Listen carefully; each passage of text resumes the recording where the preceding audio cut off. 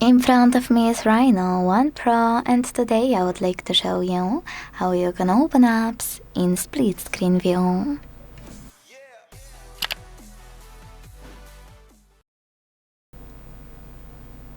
First of all, select an app you want to use in this view and launch it in the background. Then do exactly the same with a second one.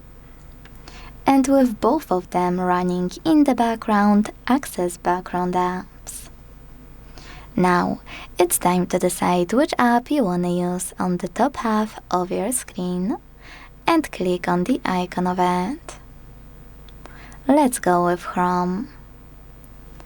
If you're ready, you can click on split screen in the pop-up, tap on the second app, and in a few seconds enjoy using both at once. Now, to go back from split screen, you can go back into the background and swipe it like you would any other app. You can also hold this line in the middle and drag one of your apps all the way up or all the way down. Then close remaining one by hitting home button. Thanks so much for watching. If you enjoyed this video, leave a like, comment and subscribe. Bye!